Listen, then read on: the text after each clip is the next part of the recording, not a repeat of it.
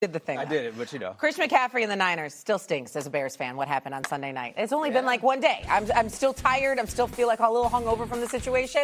Let's go back to Sunday night. The Niners beat the Bears at home. It took all 60 minutes, though, but the Niners made a stop in the final seconds when it mattered to force Caleb Williams basically out of the pocket, stop the Bears short of another comeback win. These two teams went toe for toe. Niners end up winning 42-38. So the Niners have a chance to compete for that one seed, obviously, when they'll play against the Seahawks on Sunday. Bears are going to face Detroit. That'll also figure out some seeding and who they'll have in the first round of the playoffs. But who did we learn more about Sunday night? Now we've had like 24 hours to let it marinate. Was it the Bears or was it the Niners, Didi?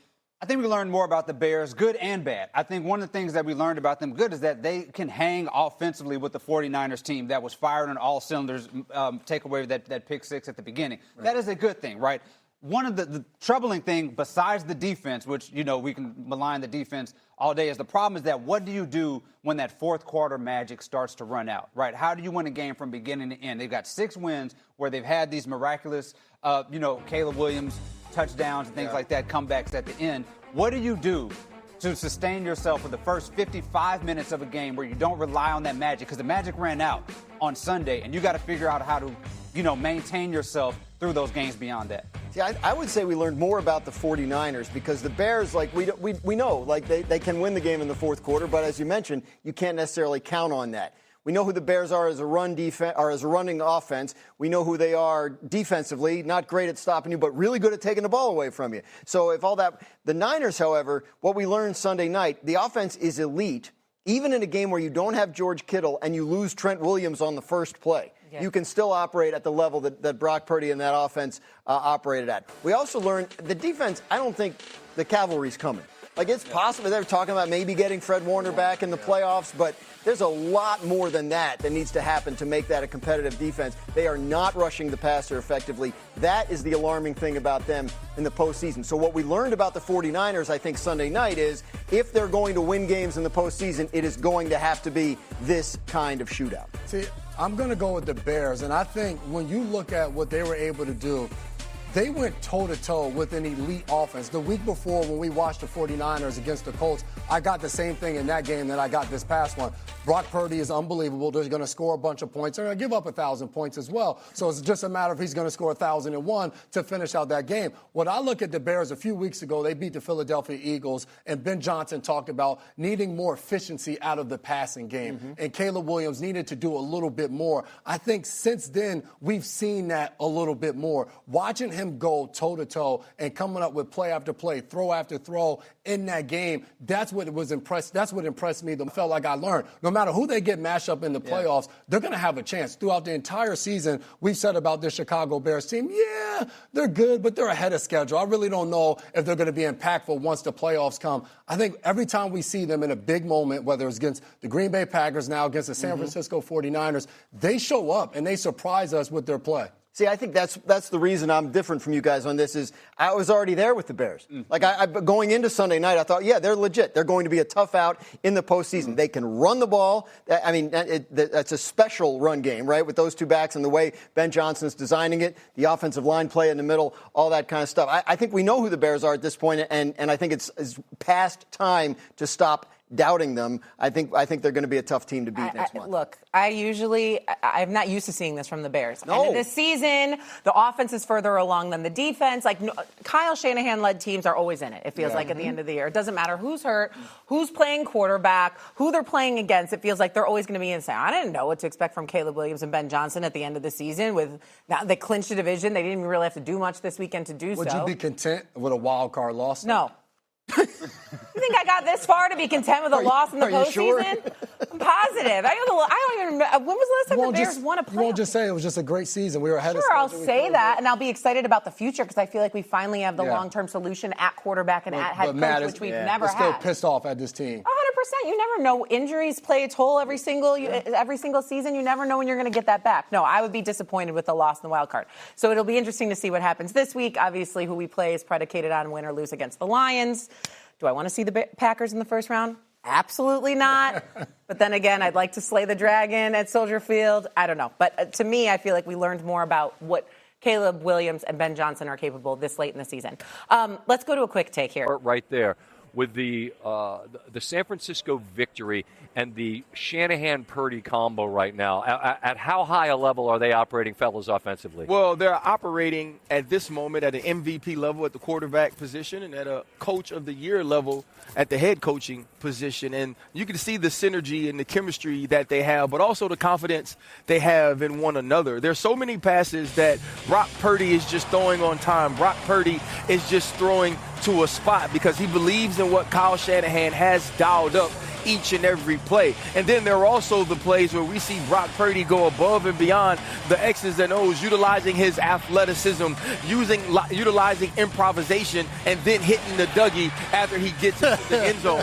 When you look at this team, there's no team playing offense at a higher clip. I mean, Morstead finally got an opportunity to go out and punt this game, and they still put up 42 points. And one of the things I think is even remarkable about it is like how much adversity they've been through. In the whole season, even last night, Williams goes down early. They're without George Kittle, and the offense is still functioning the way it is. It's been a true testament to what Shanahan has established there as a coach, what John Lynch has established there with all the players. I mean, the fact that they are competing for the NFC West right now is remarkable. Swag, all these things that are said here I think are true. I don't know that you'd object to any of them, so go ahead. But I'm just asking on Can't stop a soul. There you go. I know where you're going. I mean, look, it was entertaining as hell, but if neither Chicago's as opportunistic as anybody. They get the pick six. They turned the ball over more. They've turned teams over more than anyone else. But neither team can get a stop. Can you win playoff games if you can't stop anyone? I don't think you can. And look, you talk about outscoring, but outscore who? You're not going to outscore the Rams, right? And the Rams, you would think, would get off the field 2 or 3 times in the course of a football game. Seattle, right? You know Sam Darnold is prone to making his mistakes and turning the football over, but that defense also is going to get you off the field. And for as much as I enjoy watching Brock Purdy do what he did against Indianapolis and also yesterday against the Chicago Bears, that is a part of the San Francisco 49ers that actually you used to hang your hat on in the playoffs. And I know this looks a bit different with this playoff picture and people doing different things, but I think the most complete team is the one we're about to watch here tonight when you talk about ability to change games on both sides of the football. Now, this is what I will say, though. Kyle Shanahan in playoff situations, figuring out a way to use his offense as defense. Now, I don't know what that looks like, but I know Christian McCaffrey was heavily involved. Yeah. They ran the ball very, very successfully.